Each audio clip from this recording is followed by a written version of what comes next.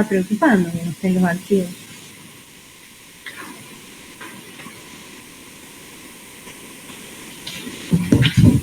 Bueno, la clase de hoy nos queda terminar de ver distribución del ingreso. Vimos mercado laboral, vimos pobreza, ahora llegamos efectivamente a lo que es distribución del ingreso. Pero antes, para continuar con lo que habíamos visto en la clase pasada, esperen que no les estoy compartiendo pantalla, vamos a ver un ejercicio práctico de cálculo de la pobreza.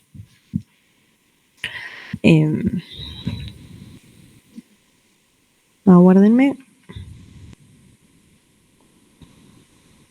Se cerró aquí.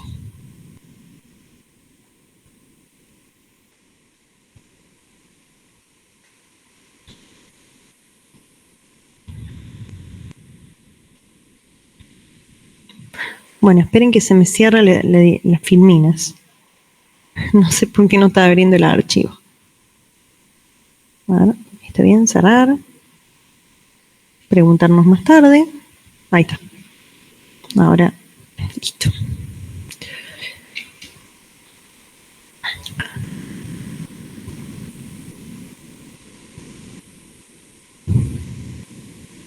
Bueno, en la clase pasada, en la última clase que me vieron a mí, que no fue exactamente ayer o el martes, lo que vimos fue cómo calcular, esperen que lo quiero poner en grande,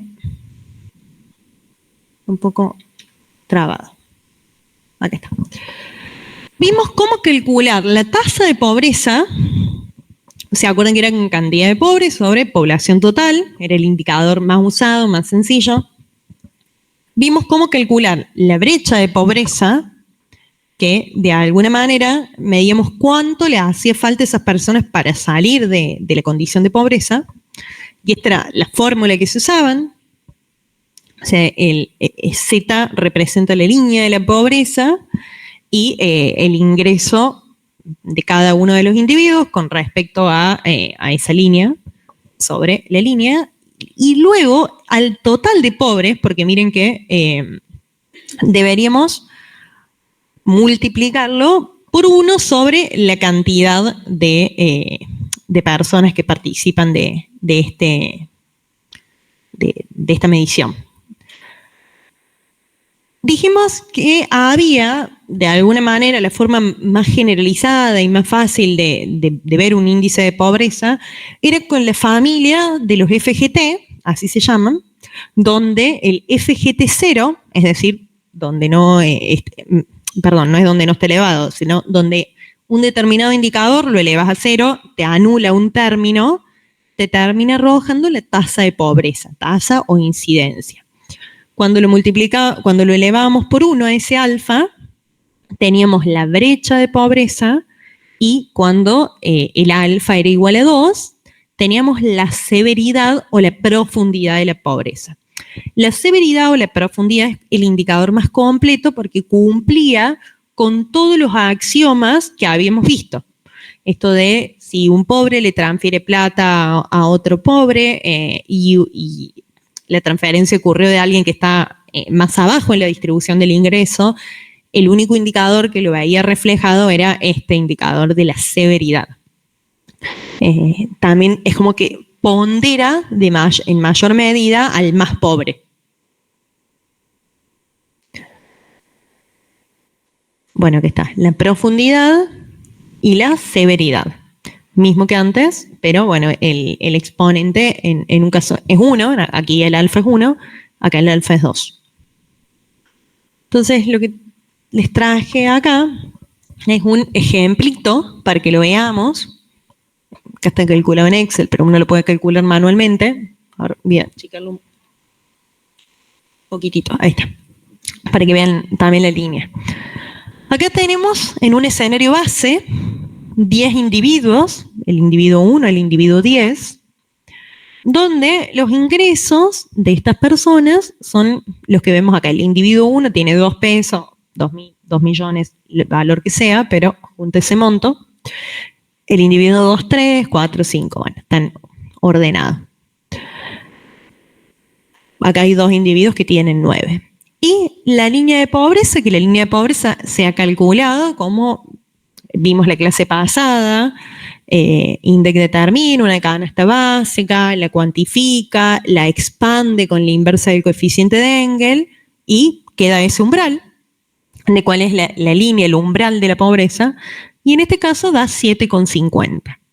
Entonces, la trazamos a la línea de pobreza y vemos cuántas personas quedan por debajo, en este caso sería por encima, pero y cuántas personas superan ese umbral. Entonces, el FGT1 es bastante simple y es cualitativo. Es decir, esta persona está por debajo de la línea, es pobre, esta persona también, pobre, pobre, pobre. Fíjense que no tiene fórmula, sino que está clasificado.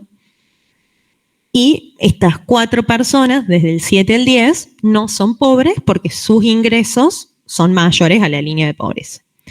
Entonces, el indicador acá es cuantificar. En este caso son 6 pobres, 6 personas que las hemos categorizado con la etiqueta de que caen en la pobreza, sobre 10 personas que tenemos en esta muestra. Entonces, el FGT0 o la tasa de pobreza es 60% en este simple ejercicio. ¿Cómo se calcula el FGT1 y el FGT2? Que es lo que me interesaba mostrarles. Bueno, el FGT1, si ustedes miran la fórmula, volvamos aquí para que lo puedan ver acá. La profundidad o la brecha, fíjense que es la tasa de pobreza, la línea de la pobreza menos el ingreso del individuo sobre la línea de la pobreza. Después hay que sumarlo y ponderarlo por 1 sobre n. Entonces, miren el Excel. Bueno, obviamente esto se simplifica porque sería la línea de la pobreza sobre la línea de la pobreza es 1 menos, y acá tenemos la siguiente parte que es el ingreso sobre la línea de la pobreza. O sea, el ingreso del individuo 1, que es 2, sobre la línea de la pobreza, descontado 1. 1 menos, ahí está la formulita. Acá se usan los símbolos pesos para fijar este valor. Para cuando después corres la fórmula no tengas que hacerlo todo el tiempo. Entonces, acá vemos que te da un número pequeño. Se suele usar 3 o 4 decimales porque es muy sensible. Si usas 2 por ahí cambia bastante acá el resultado final. Por eso, fíjense que son números muy pequeñitos, usar 3 o 4 decimales se sugiere. Es más, la calculadora te da un montón de decimales, ¿no? Pero, porque son todos 0, 0. Bueno, después también lo mismo, fíjense, el ingreso del individuo 2, o sea, 1 menos el ingreso del individuo 2 dividido la línea de pobreza, así sucesivamente, ¿verdad? Acá también, en el no pobre, miren en el no pobre, 1 menos el ingreso del individuo no pobre dividido la línea de pobreza. ¿Y por qué da negativo acá? Exacto, o sea, porque en este caso es lo que le falta, o sea, le falta que la persona le dé, que el Estado, que alguien le dé dinero a la persona para alcanzar la línea de pobreza. En este caso, para acercarse a la línea de pobreza le estaría sobrando dinero. Profe. Sí. ¿Puedes repetir la definición de FGT1, que había dicho que era la línea de pobreza menos el ingreso? Sí, el FGT1 lo que mide es la brecha de pobreza. Mide cuál es la distancia monetaria entre la persona que es pobre y ese umbral de pobreza que se establece entre la línea de la pobreza. Entonces después lo que querés ver es, de alguna manera, cuál es la pobreza con este indicador. Y cómo se calcula de la siguiente manera. Es 1 menos el ingreso de cada individuo dividido la línea de la pobreza. La línea de la pobreza es un valor monetario, tiene la misma unidad de medida que el ingreso. Entonces, es en dinero, en plata. Entonces, hacemos eso, estiramos la fórmula, lo hacemos para todos. Y aquí cuando calculamos, miren, esto es importante. ¿cuánto nos da la brecha de la pobreza? La suma que se hace, a ver, no sé si lo pueden ver aquí, miren que se los muestro. Fíjense que la sumatoria es Q, que va de, I que va de 1 a Q. Y después por otro lado tenés N. N es el total de personas. Pero lo que nos está diciendo es que la sumatoria es para el total de personas pobres. Entonces, acá sumamos la cantidad de personas pobres que la obtuvimos del FGT 0 y lo multiplicamos por 1 sobre 10, porque sería 1 sobre n, sobre el total de la muestra, ¿no? Y aquí nos da este 24% de pobreza según el indicador FGT 1. El FGT2 es muy parecido. El FGT2 es, o sea, básicamente podríamos no haber calculado esta parte y te iba a dar bien, ¿no? Si lo borro no rompo nada. Lo puse porque arrastré la fórmula y porque se los quería mostrar que acá daba negativo en el caso de los no pobres. Y el FGT2, que es la severidad de la pobreza, es el indicador más completo y más completo porque te cumple todas las propiedades, como dijimos antes. Fíjense, lo único que hace es el FGT1 y lo eleva al cuadrado. Entonces hace 1 menos el ingreso de la persona dividido la línea de pobreza, eso lo encierro y lo elevo al cuadrado. Entonces, al elevarlo al cuadrado, te pondera más justamente los que están más alejados, los que tienen más brecha respecto a la línea. Fíjense que el número acá es bastante más elevado que los que están muy cerquita de la línea, que es 0,004. Y en este caso son todos positivos por esa corrección al cuadrado. De todas maneras, recuerden que estos no nos interesan. Y acá es lo mismo que antes, es la suma de los pobres, quienes quedan por debajo de la línea, multiplicado por 1 sobre 10. 10 porque es el n, ¿no? 1 sobre n. Acá esto lo tienen subido. Acá hay un ejemplito que cuando cambia n, cuando n es 4, bueno, fíjense que por ejemplo acá multiplicas por 1 sobre 4, ¿no? Y acá tenés en el caso de los 3 pobres nomás. Solo los datos para el caso de los pobres. Acá también. Sumás y multiplicas por 1/4 en este caso.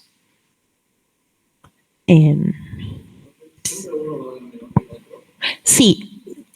Es buena la pregunta. En general siempre dan de esta manera tan decreciente, indican cosas diferentes. O sea, esta, si bien no cumple con casi ninguno de las buenas propiedades que debe tener un indicador de pobreza, nosotros es el que tenemos más internalizado y es el más fácil de comunicar, porque acá ves que 6 de cada 10 personas son pobres. Esa sería la indicación, la lectura de este indicador. Pasa que con cambios macro que vos tengas en la economía, ahí vamos a ver el escenario 1, el escenario 2, el escenario 3, este indicador no se mueve. Entonces,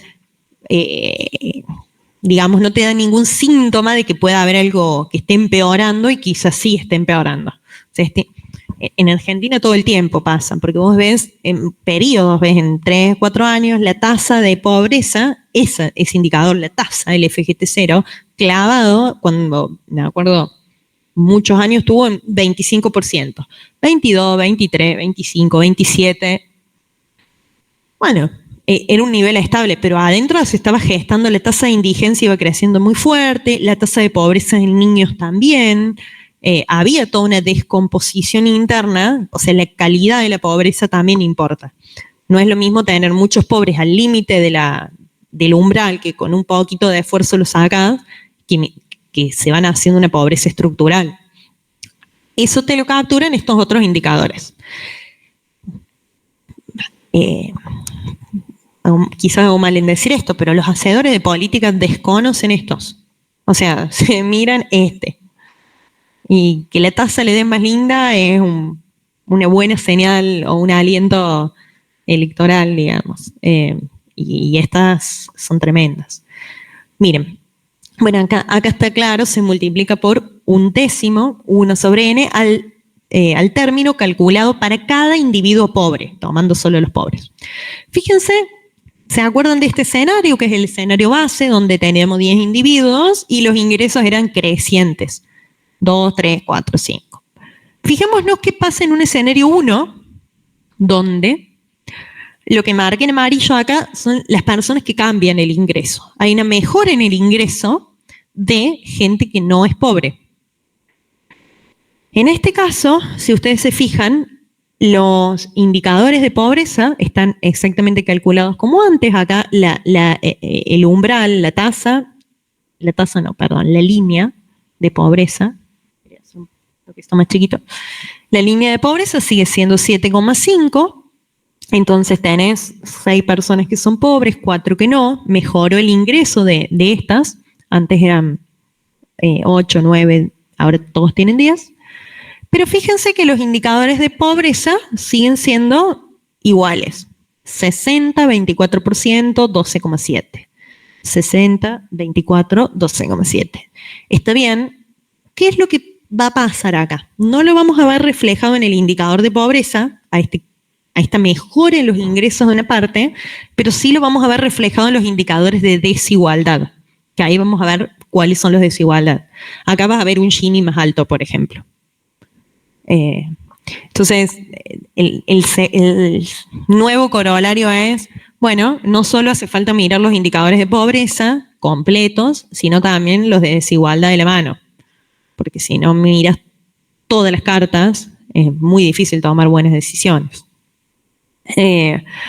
Fíjense acá en un escenario 2, donde los ingresos de los no pobres siguen siendo iguales, donde este ingreso quedó como estaba, estos mejoraron, antes eran 2, 3, 4, entonces acá se incrementaron en 1, y estos eran 5, 6, 7, empeoraron. O sea, lo que está en rojo es porque empeoró su ingreso, lo que está en verde mejoró, lo que está en amarillo quedó igual. Fíjense que si uno lo mira, ¿qué podría decir de esto? ¿Cómo está el conjunto de pobres? ¿Mejor o peor que antes? Peor.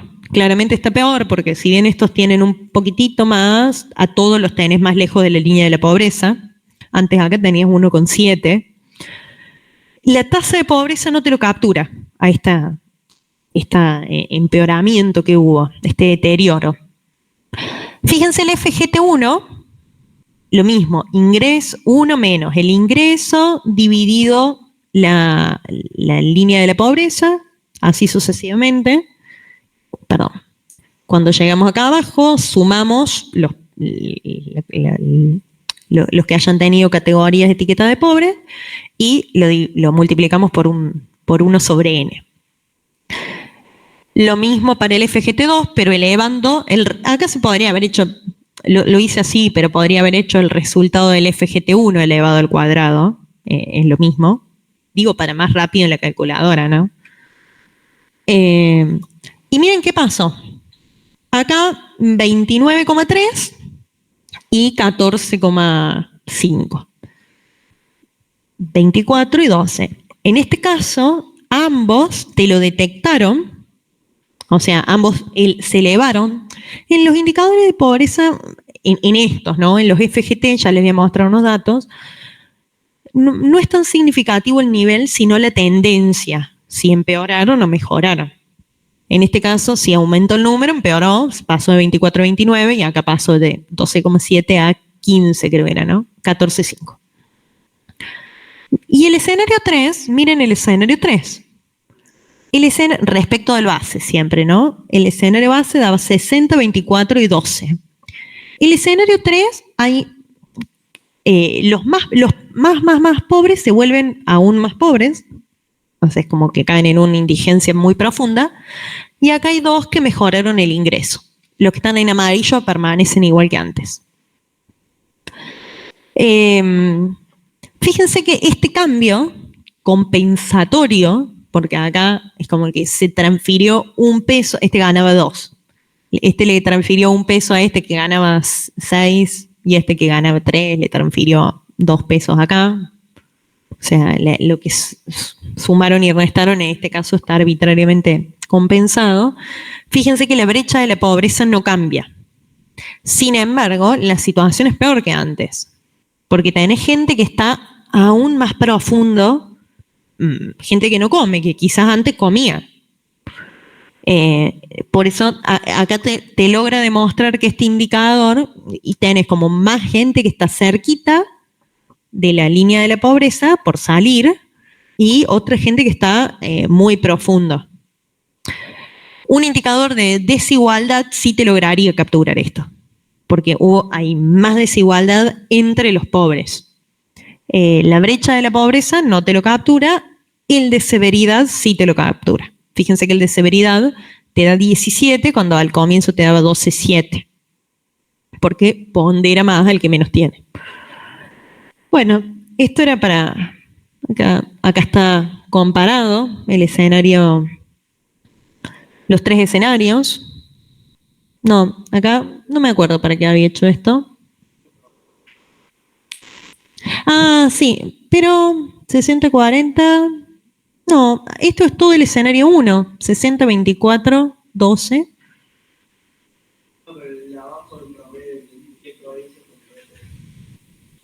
Sí, pues, claro, este es igual, claro, un promedio ponderado, sí, puede ser, pero no me acuerdo para qué lo había hecho.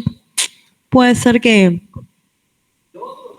bueno, quedó ahí esa hoja colgada. No. Sí. ¿Cómo podés cambiar el sistema distributivo para ver que alguien mejor? Sí, mira, te lo voy a mostrar. Bueno, los FGT, justo no los tengo, los FGT, pero sí se calculan. Te quiero mostrar, me voy a adelantar un montón en las filminas, después vuelvo para atrás.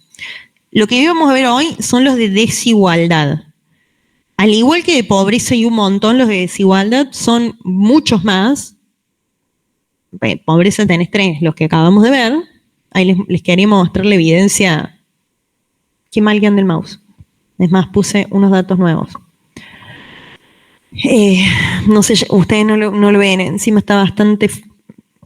El proyector no tiene tanto contraste. Acá dice Gini, acá dice Tail, este es coeficiente de variación, este dice A5, A1, A2, esto quiere decir coeficiente de Atkinson, para calcular desigualdad, cuando le pones un exponente, que es 5, que es 1, que es 2, y acá hay otro, uno de entropía, es una E, pero respondiendo a tu pregunta, sí se calculan al igual que estos de desigualdad, de pobreza también se calculan todos los semestres.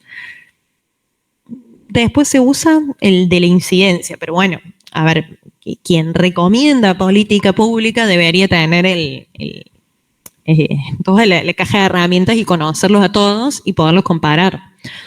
No es lo mismo, a ver, cuando vos tenés mucha indigencia, o sea, pobreza extrema, quizás el tipo de políticas públicas que tengas que aplicar sean unas políticas más asistenciales, más para alimentar ese conjunto. Cuando tenés gente que está en la pobreza muy cerquita de salir, quizás sean de otro ministerio, más del Ministerio de Educación o de Trabajo, capacitación profesional, formación laboral, para que puedan insertarse, generar ingresos propios y salir rápidamente. Por eso conocer cómo es la composición de la pobreza es muy importante. Y en Argentina, que es tan alta, que es más de la mitad de la población, o sea, es ultra necesario conocer cómo está distribuido. INDEC publica, mira, INDEC tiene, ahí te lo muestro, INDEC, pobreza. Y este informe de prensa que el último que hay es del segundo semestre del 2023, el del primer semestre de este año, recién lo publican en noviembre.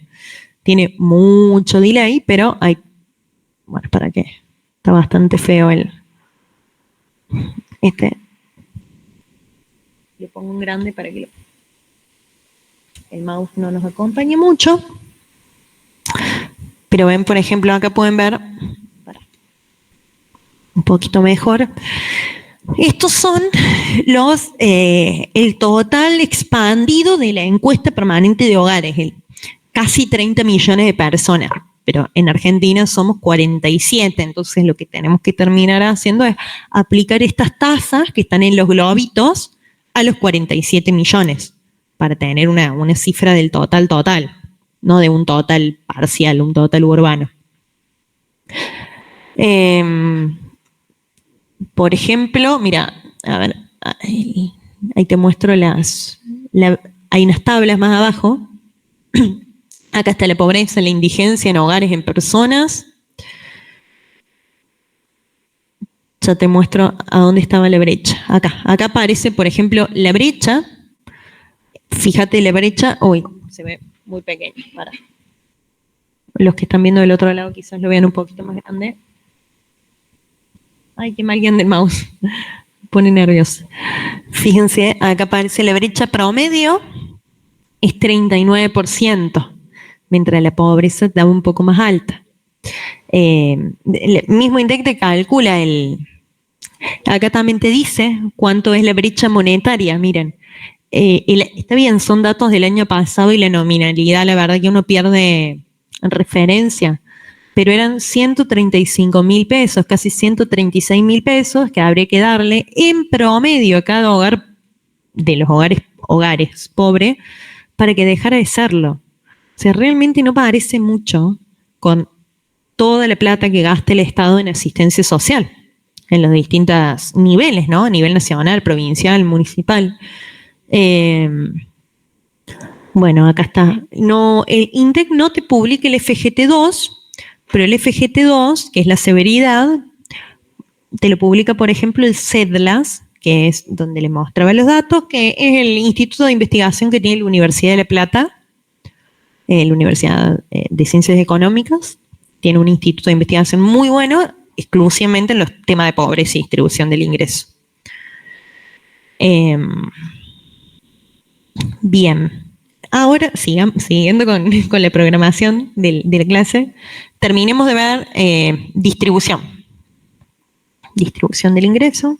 Yo les había dicho que había planeado una clase corta, pero no sé cuán cortita va a ser. Entonces, se nos fue un rato. Bueno, acá el compañero que vino desde Villa Allende nos pidió que sea más larga. No, mentira, porque se había venido exclusivamente a la clase. Bien, veamos desigualdad. Vimos mercado laboral, vimos concepto de pobreza, ahora desigualdad. La desigualdad es, como está en la pantalla, es la dispersión en una distribución. Entonces, cuando miramos desigualdad, también vale la pena reflexionar qué conjunto estamos tomando. Muchas veces los indicadores conocidos, al igual que en pobreza, la tasa de pobreza, no terminan de ser completos y nos dan una desigualdad muy superficial porque tomas todo el conjunto. También uno podría aplicar el concepto de desigualdad a la dispersión de un subconjunto, por ejemplo. ¿Cómo es la desigualdad entre los pobres? ¿Cómo es la desigualdad entre los no pobres? No solamente entre el total. Es un concepto más amplio que el de pobreza, es un poco más acotado que bienestar. Es difícil medir la desigualdad. ¿Por qué?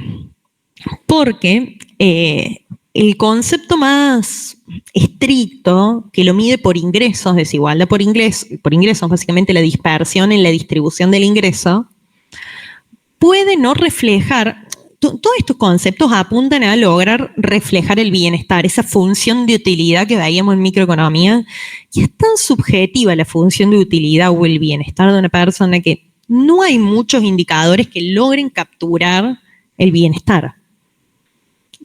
Acá hay mucha teoría sociológica también atrás de esto, no tan rigurosa, pero la verdad que vale la pena, por eso te dicen más estricto que el del bienestar. El del bienestar es un flash, o sea, anda a definir bienestar. Cada uno tiene bienestar con distintas cosas, y bueno, y está bien. En cuanto a un buen indicador de desigualdad, debería cumplir estas propiedades. Uno, que sea independiente de la escala, o sea, que logre tener una medida independientemente si lo tomas en una muestra pequeña o en una muestra más grande, independientemente de la unidad de medida. Independencia, lo mismo, esto es del tamaño de la población, debe mantenerse si se agrega un número proporcional de individuos a todos los niveles de ingreso. Independencia ante cambios en posición, si un individuo que es pobre pasa a ser rico y un rico que pasa a ser pobre, debería permanecer inalterado, la desigualdad no se ve afectada. Este es uno de los más importantes, el 4 y el 5. El 4 es el principio débil de las transferencias, dice, la desigualdad debe disminuir ante una transferencia de ingresos de un hogar rico a un hogar pobre, porque se acercan, o sea, el más rico pasa un escalón más abajo y el más pobre sube un escalón. Debería disminuir el indicador de desigualdad. O sea, esto es muy importante, que un buen indicador de desigualdad lo cumpla, si no, no nos está capturando lo que queremos medir. Y el principio fuerte de las transferencias también se conoce como el principio de Dalton-Pigou. Dice, ante transferencias de ingresos de un hogar rico a un hogar pobre, la disminución en la desigualdad será más pronunciada a medida que aumente la distancia entre los ingresos de los hogares. Es decir, si una persona del decil 10, decil le decimos cuando ordenamos a toda la población, desde el más rico al más pobre, se lo conoce también como el desfile de muchos enanos y pocos gigantes, así da en todas las partes del mundo. Cuando, bueno, un gigante le transfiere dinero al más pequeño, en términos de ingreso per cápita, debería reducir más la desigualdad que cuando hay una transferencia entre dos personas que están en el medio, aunque sea uno más rico o uno más pobre. Entonces, ese es el principio fuerte de transferencia. Más allá de que cambien ambos un lugar en la distribución, entonces todos los indicadores de desigualdad apuntan a lograr capturar esta propiedad. No es fácil verla reflejada en un indicador. Hay dos que lo logran, que es el de Atkinson y el de entropía. Ahí lo vamos a ver, tienen una formulita. Básicamente son estos exponentes que le meten, y mientras más exponente le pones, es como más brasa que le pones al fuego. La descomposición aditiva es muy importante, sobre todo en países federales como Argentina. Te dice que, déjenme ver si es esta, sí. Básicamente es que la desigualdad de Argentina, o de un conjunto, no necesariamente es la suma ponderada de las desigualdades de los subconjuntos, de las provincias, por ejemplo. Esa sería la descomposición aditiva. Si lo logra capturar, si un indicador logra que la desigualdad agregada sea la suma de las desigualdades ponderadas de las distintas provincias, es ideal. Hay provincias que son mucho más desiguales que otras en Argentina. ¿Cuáles creen que son las provincias más desiguales?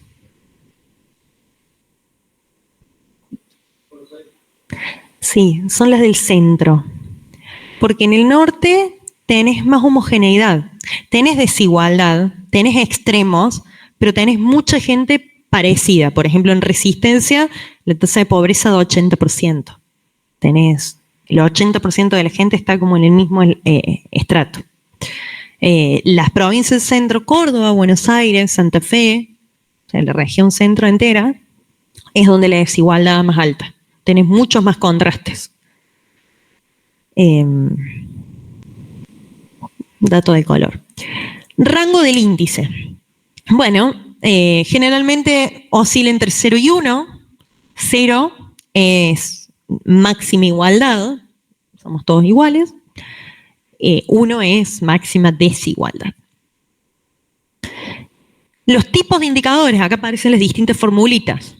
Hay algunas que son las medidas estadísticas que vieron allá por estadística 2, el coeficiente de variación, varianza de los logaritmos, desviación media. El más conocido, la curva de Lorenz y el coeficiente de Gini. Indicadores, acá estos dos son los más complejos, los que están basados en funciones de utilidad o basados en entropía. Son, de nuevo, quizás son los más completos, los más complejos, pero también vale la pena decir que tienen un componente subjetivo, porque cuando te basas en función de utilidad, quien modela la función de utilidad aplica una cierta subjetividad en cuanto a modelar las preferencias de una sociedad. Entonces, si bien son más sofisticados, no están ajenos a incumplir otras cosas distintas a las que no cumple esto. Bueno, el coeficiente de variación tiene el problema que tiene, las medidas estadísticas sobre todo, es que usas valores extremos. La desviación media no es sensible a las transferencias que ocurren, el problema es no cumple el axioma 4, el de las transferencias entre una persona más rica y una persona más pobre, es como la alternas de lugar, no te lo detecta, es un promedio, desviación media relativa. Por eso no se usan tanto, solo para que los conozcan.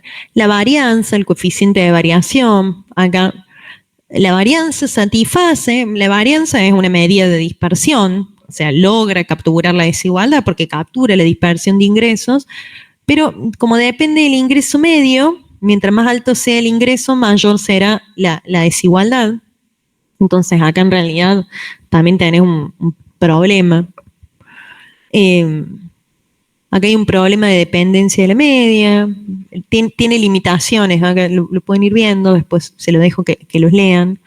Quiero ir a la varianza. Todas estas son las medidas estadísticas, están todas dentro de una misma bolsa, que era la primera clasificación de estos indicadores de desigualdad. La curva de Lorenz y el coeficiente de Gini, que son los más usados, que son los que usa INDEC, que es la metodología oficial nacional y lo usa la mayoría de los países, dice, ¿qué nos muestra? Acá abajo está ordenado del 1 al 100 la población, cómo se ordena la población y acá la acumulación de los ingresos. Acá iría de todos los 47 millones de personas que somos, quien menos ingreso per cápita tenga, y acá arriba iría quien más ingreso per cápita tenga, ¿no? En el medio, todos ordenados. La línea de 45 grados refiere a la línea de equidad absoluta. Esto sería, por ejemplo, si el 50% de la población tuviera en sus manos o en sus cuentas bancarias, en sus billeteras, el 50% del ingreso. Si el 25% tuviera el 25%, si el 75% tuviera el 75%, y imagínense que hay 100 pesos y hay 100 personas y cada uno tuviera un peso. La curva de Lorenz, que es la que medimos, siempre se ubica en este triángulo inferior y mientras más alejado se encuentre de la línea de equidad, quiere decir que va a haber peor distribución del ingreso. O sea, es decir, el ingreso va a estar más concentrado en pocas manos. Por ejemplo, acá, más o menos donde estoy ubicado yo, es la mitad de la población. Te dice, la mitad de la población acumula, ahora nos vamos a mirar el eje Y, acumula el 25% del ingreso. O sea, más de la mitad de las personas tienen en sus bolsillos solo una cuarta parte de los ingresos, quiere decir que el 75% restante está en la otra mitad más rica.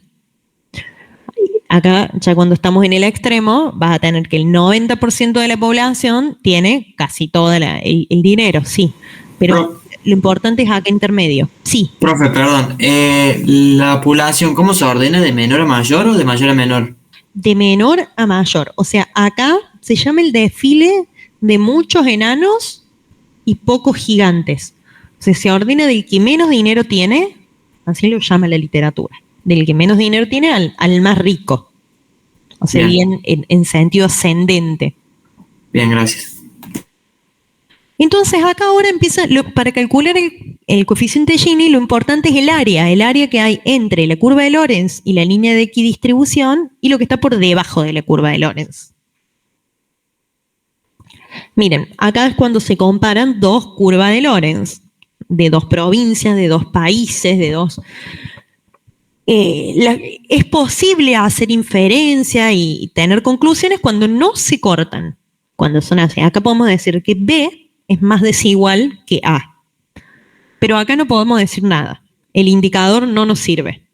No podemos decir que uno es más desigual que el otro, porque en definitiva al principio B era más igualitario, después B es más desigual. O sea, acá no podemos decir nada.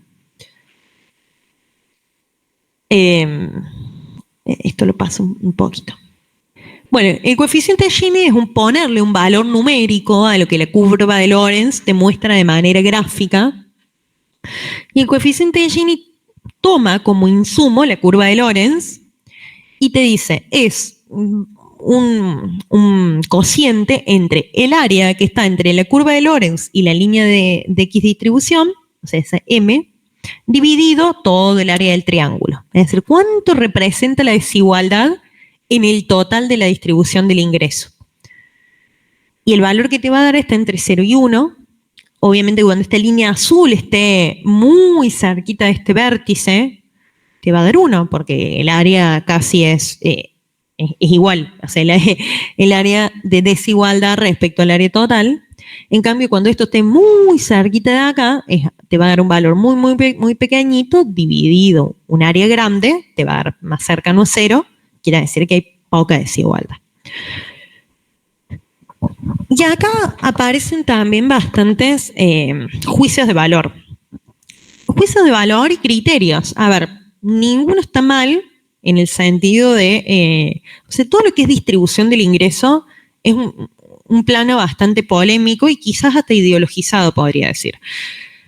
Porque, ¿cuál es el valor ideal del coeficiente de Gini?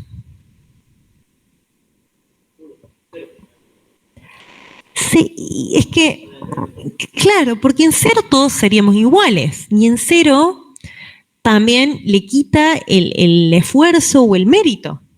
Entonces vos decís, sería un país donde exactamente todos ganemos lo mismo, independientemente de cómo nos desempeñemos. Independientemente si hayas estudiado, delinquido, si tuviste más oportunidades o menos oportunidades. Que el coeficiente de Gini sea 1 también es injusto. Ambos extremos son injustos. No hay un punto donde uno diga cuál debería ser el verdadero valor. O el valor ideal, el valor óptimo.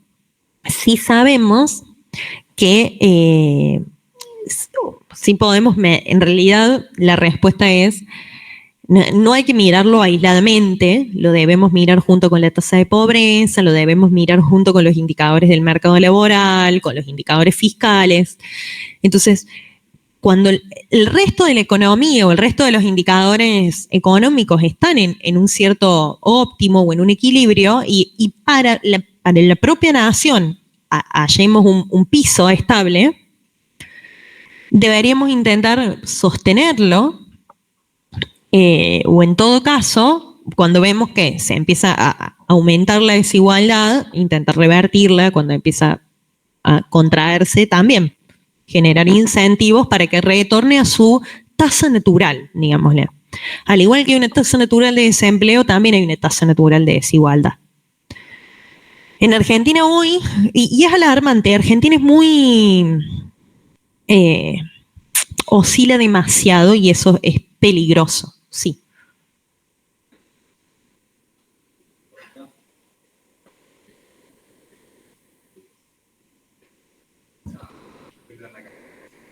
Es impresionante. Sí, es así.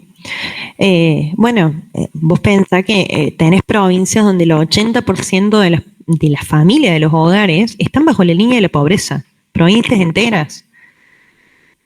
Otro dato del mercado de trabajo, 30% de la gente que tiene un trabajo, es decir, que cobra ingresos mensualmente, no tienen secundario completo. Claramente su productividad es muy baja y los trabajos a los que accede son bajamente remunerados. Y estamos hablando de gente, jefes de hogares que alimentan a familias. O sea, la desigualdad del ingreso en Argentina es realmente muy baja, muy desigual, muy despareja. No estamos en una tasa natural. Yo creo que, ya a título personal, hoy tenemos un despliegue impresionante en lo que es tema de ingresos. Bueno, lo vemos un poco más adelante, vamos a ver el tema previsional, es otro de los capítulos últimos de la materia. Pero es una cuestión multicausal o al menos multifacética, porque tenés desigualdad dentro de rangos etarios, tenés desigualdades intrarrangos etarios, o sea, tenés desigualdades muy extremas adentro de conjuntos que deberían ser relativamente homogéneos.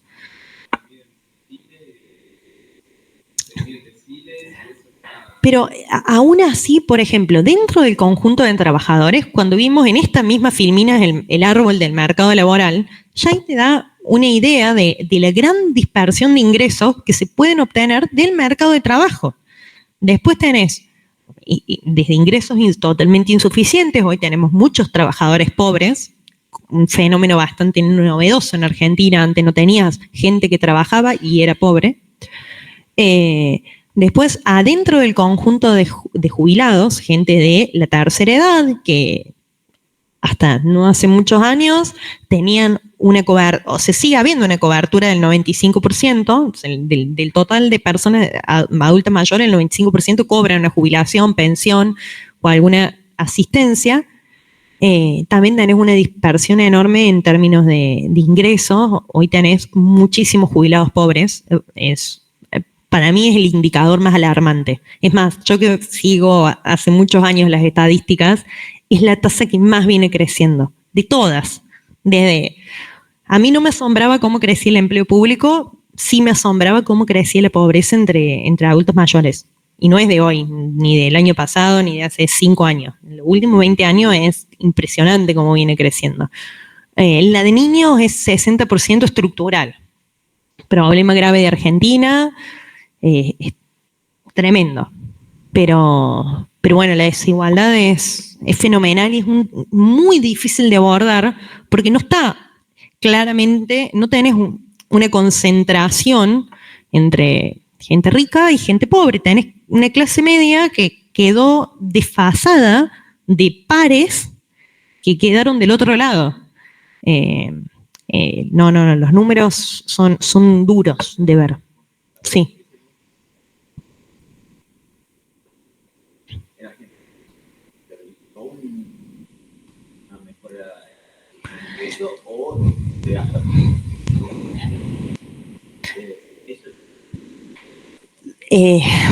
Tan dispersa la ayuda social, sí. Pero la respuesta es sí, pero en Argentina se está gastando alrededor de 1,5 puntos del PBI en asistencia social. Ese es como el gasto del Estado. Y a la par estás gastando alrededor de 7 puntos del PBI en jubilaciones y pensiones. La palabra gasto a veces no me gusta porque también tiene el sistema previsional tiene parte que se corresponde con ingresos, pero es poco, son 3,5 puntos lo que te entra, el financiamiento genuino. De la asistencia social tenés un poquito más de medio punto, 0,6 puntos del PBI, que es la AUH. La AUH es un buen programa, es un programa que está experimentado en el mundo, proviene del Progreso México, del Bolsa Familia Brasil, no es que Argentina lo sacó de la galera.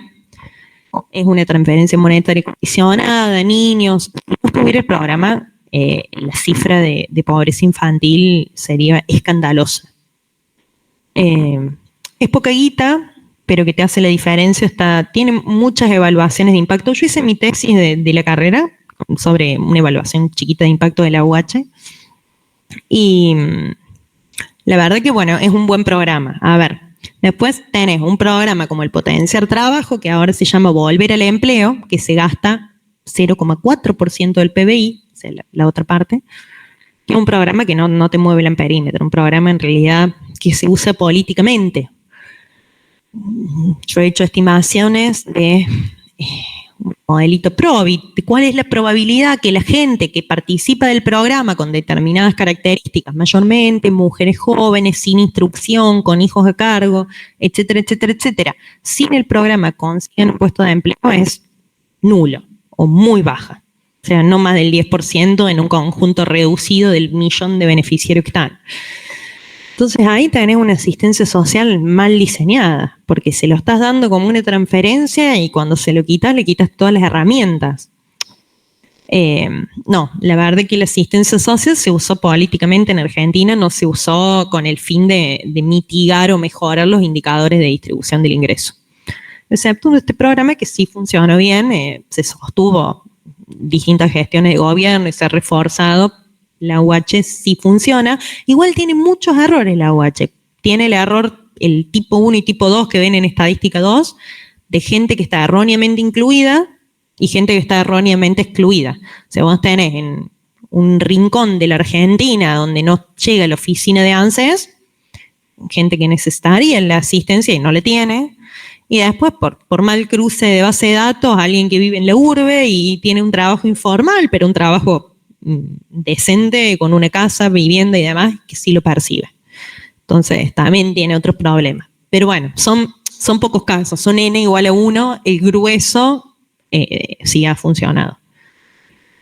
Bueno, acá está de nuevo el coeficiente de Gini, pueden ver, sería el área A sobre el área A más B, así se calcula.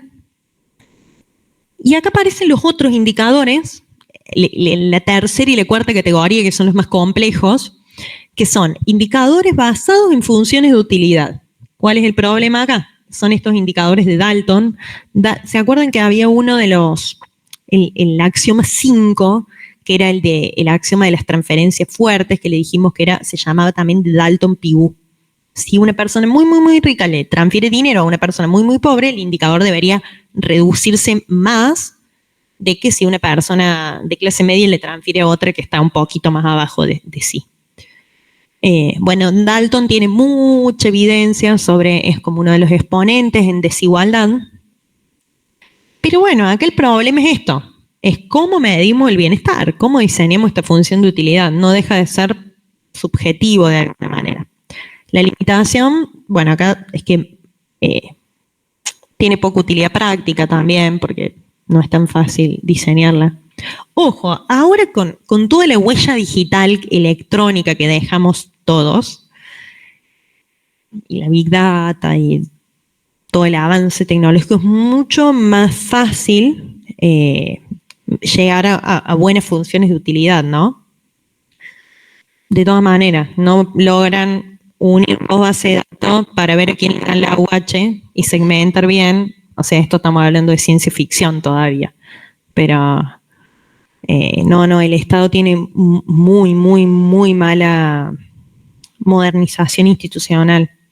Es impresionante.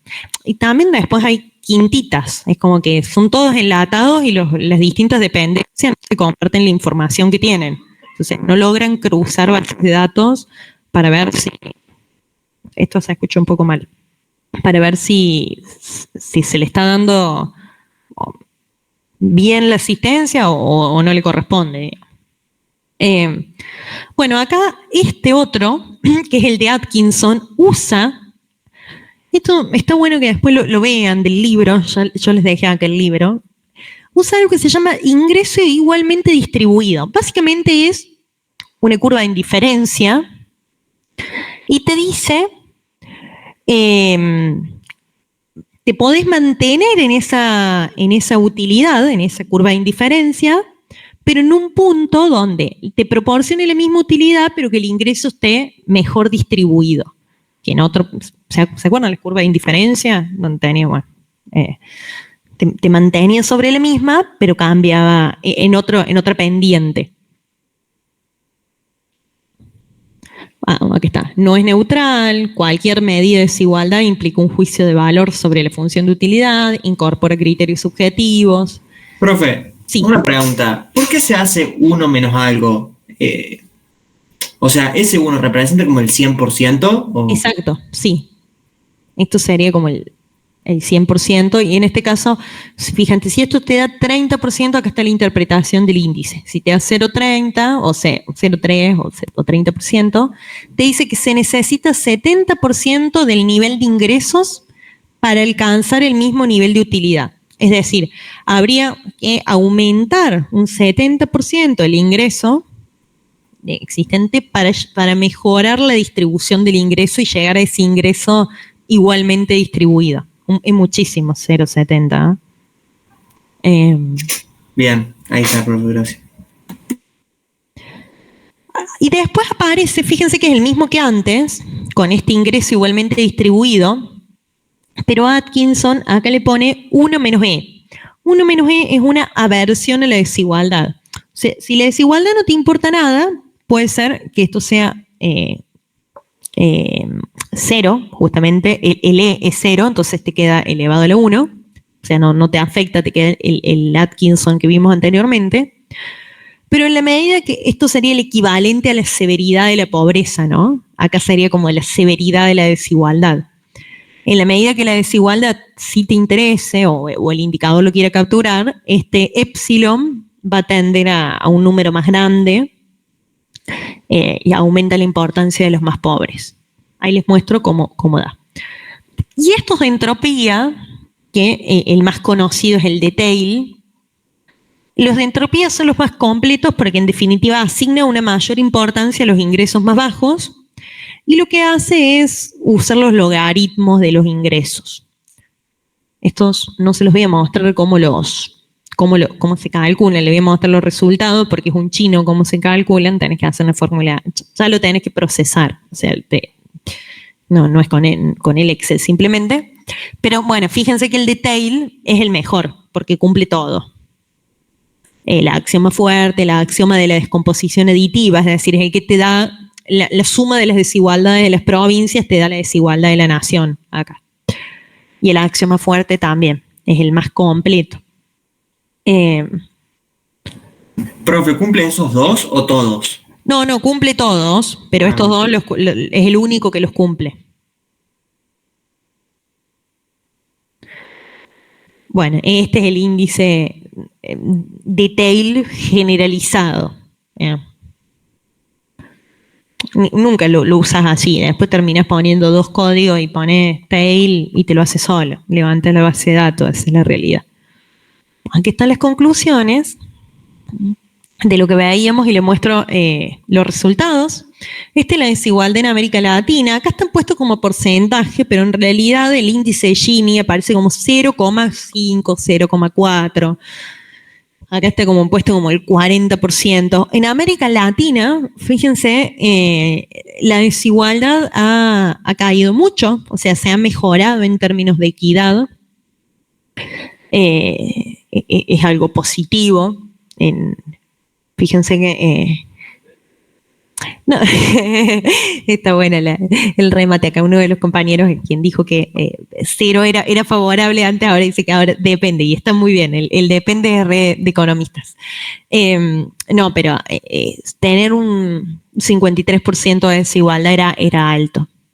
Si a mí me preguntan un valor deseable, es un valor menor a 0,5. O sea, que tienda a la igualdad, pero que logre reconocer ciertas diferencias en base a esfuerzos, méritos, que tenga incentivos, que genere incentivos positivos. Te diría que idealmente, ahí les muestro, en torno a 0,30, 0,40 sería óptimo. Acá, miren lo de Argentina. Lo de Argentina es tremendo. O sea, primero empeora la desigualdad, después mejora, después empieza a ser un serrucho. Es muy difícil también sostener políticas, sostener estructuras de empleo, sostener estructuras productivas, con tener desigualdad tan amplia o muy, muy oscilante. No, esto no habla de algo frágil. Miren, acá está el coeficiente de Gini en 2 dígitos, pero esto es como si fuera 0,4, 0,3, 0,2. Miren, por ejemplo, Europa, si uno trazara una línea promedio promedio de cada conjunto de barras, esto es por continente, Europa te da en torno al 0,3.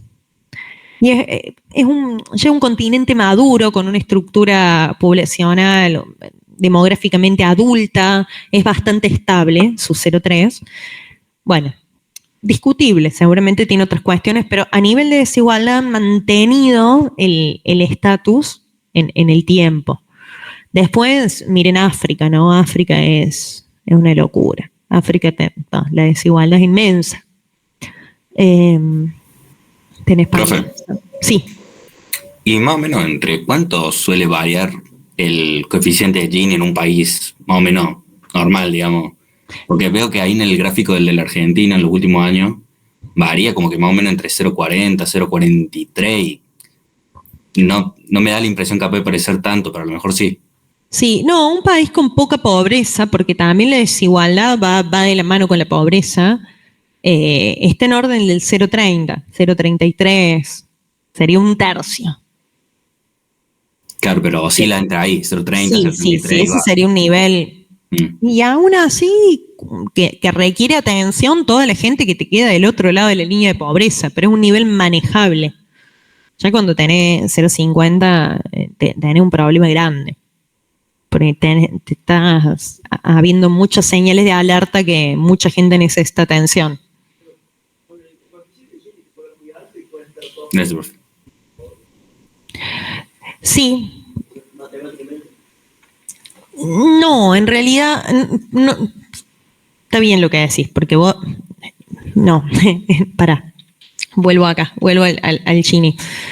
Si esta línea roja, para que el Gini te dé muy alto, esta línea roja la tendrías que tirar más acá y quedaría algo, ponele, como lo voy a dibujar así, ¿ves? Una cosa así, bien panza. Y te está queriendo decir que el 80%, por ejemplo, el 80% de la gente junta el 10% de los ingresos. O sea, tendrías mucha gente pobre. No necesariamente gente, o sea, mire la diferencia entre los ingresos, pero si poniéndome en términos argentinos, si el más pobre, más pobre, que menos gana 2 millones de pesos, y el más rico gana 2 millones, la desigualdad es muy grande, pero no hay ningún pobre. Claro, sí, está claro, está bien el análisis. Acá, ¿cómo es tu nombre? Martín dice lo siguiente. Dice, bueno, que el coeficiente de Gini puede estar midiendo la desigualdad de los ingresos, pero no necesariamente podemos estar enfrente a la pobreza. Por ejemplo, si el que menos gana 2 millones y el que más gana 1.000 millones, vas a tener desigualdad, pero no vas a tener gente pobre, lo cual es correcto. No ocurre en la práctica, en general tenés mucha gente pobre. Sí.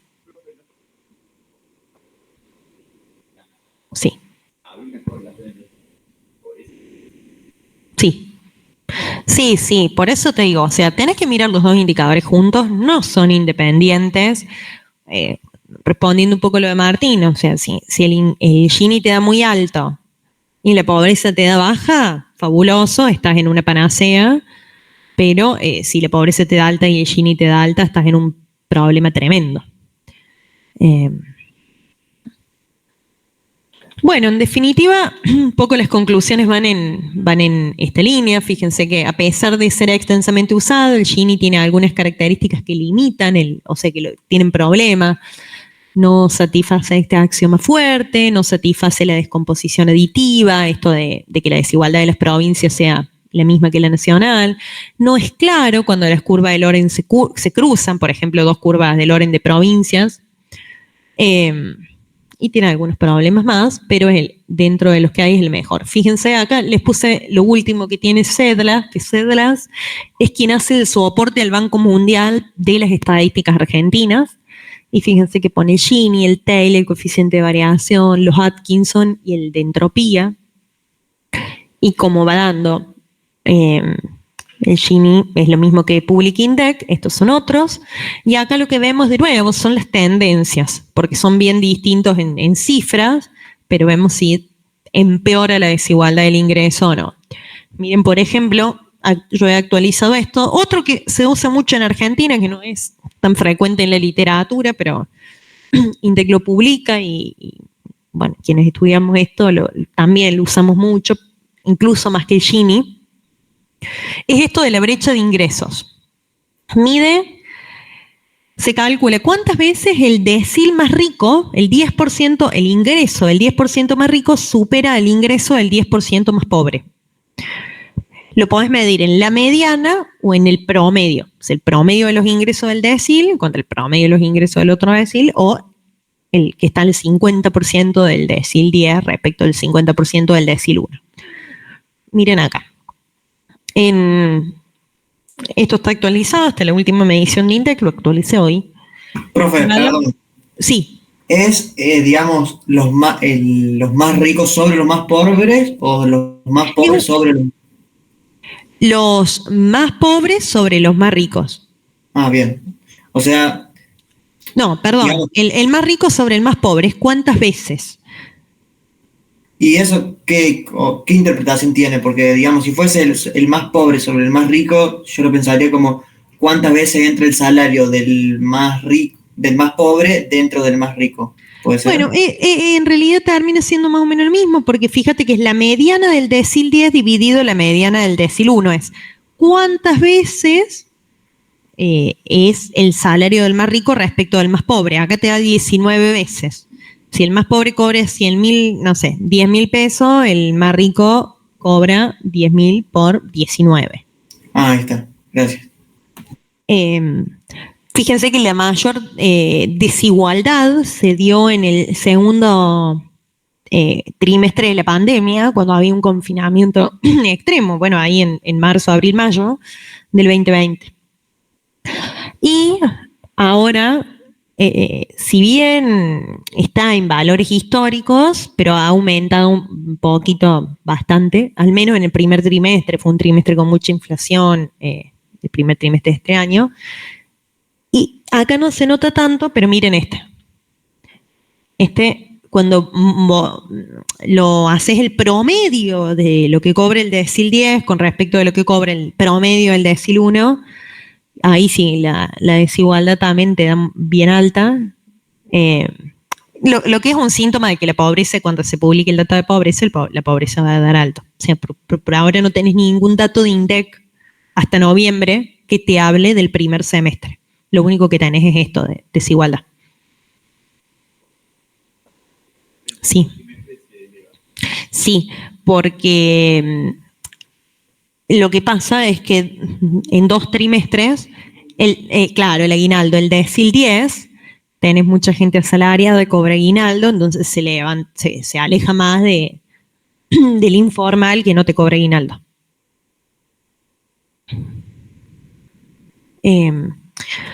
Bueno, y estos son otros datos, se los muestro porque estaban buenos. Acá, por ejemplo...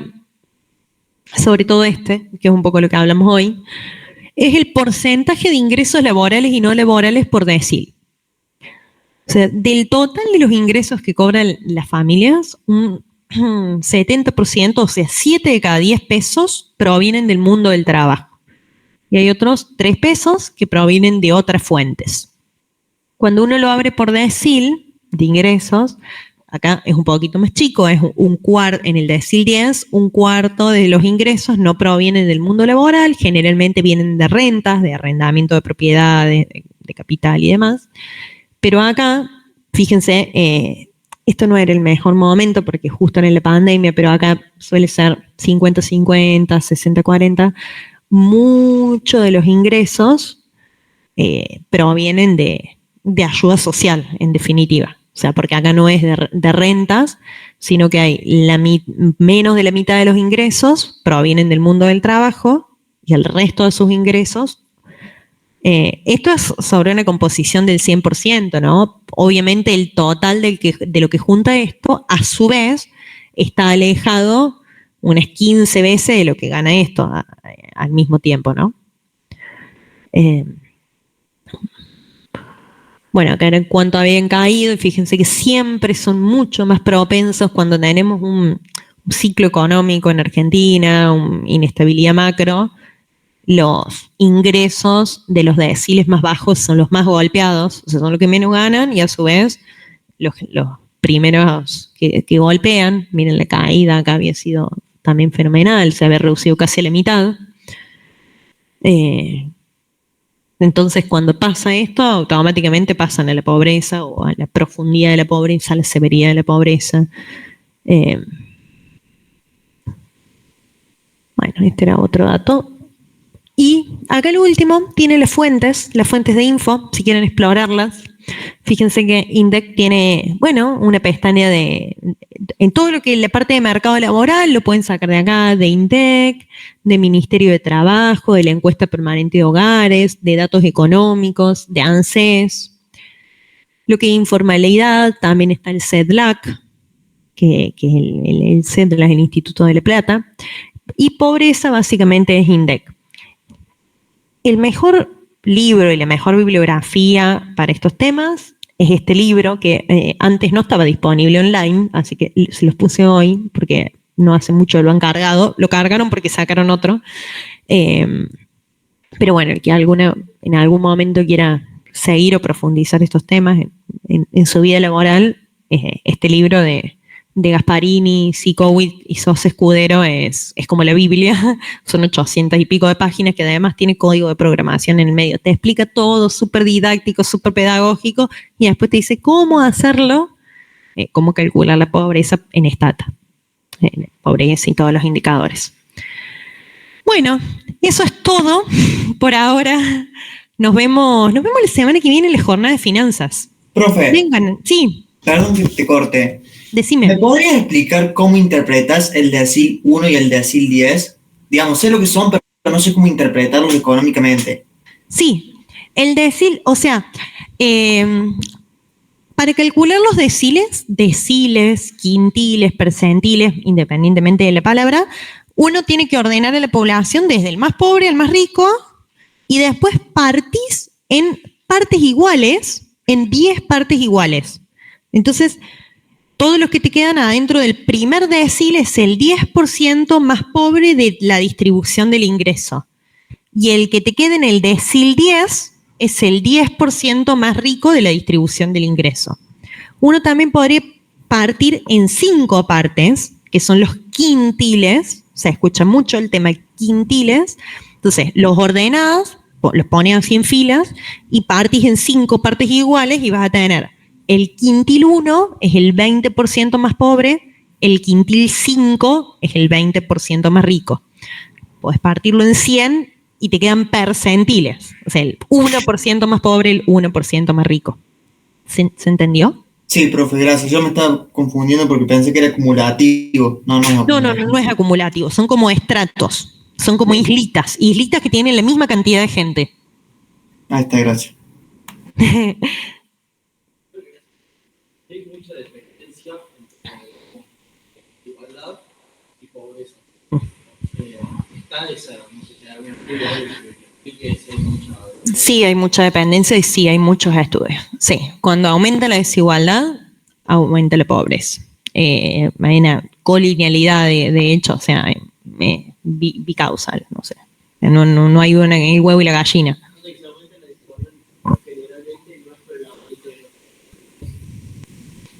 Por las dos cosas. Hay una desigualdad en la distribución del ingreso. Tenés más gente con inflación de por medio, es porque tenés más pobres. O sea, la inflación te come los saldos monetarios y te tira más gente a la pobreza. Pero también tenés aumentos de desigualdad porque tenés diferentes oportunidades. Gente que puede progresar y otra que queda estancada. Y también van de la mano con la pobreza. Lo voy a volver a cargar porque dice algunas... sí, pero está.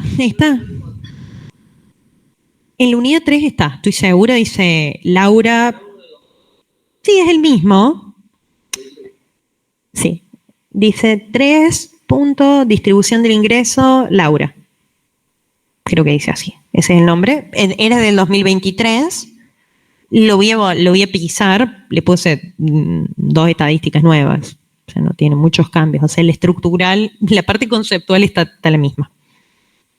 Bueno, Hago extensiva a los que están del otro lado la invitación a la jornada de finanzas.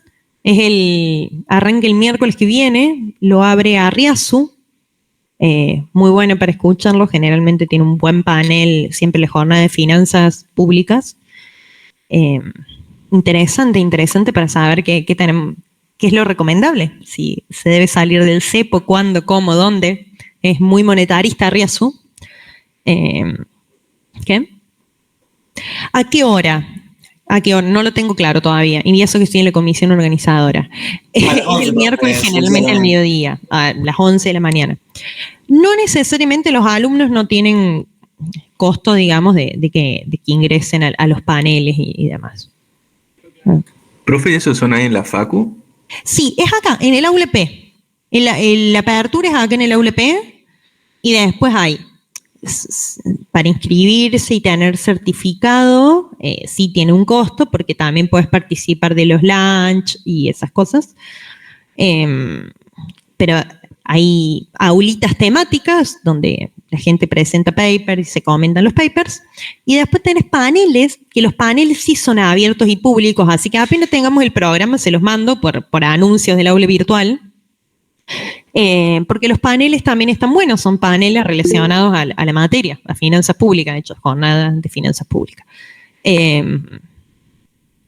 Y los paneles están buenos que participen si pueden, porque la verdad que son esos espacios que tiene la facultad que enriquecen, te dan otras perspectivas, te dan otras herramientas, se discute el tema de la realidad económica, que están buenos. Profe, hay un compañero pregunta si hay que inscribirse o vamos nomás.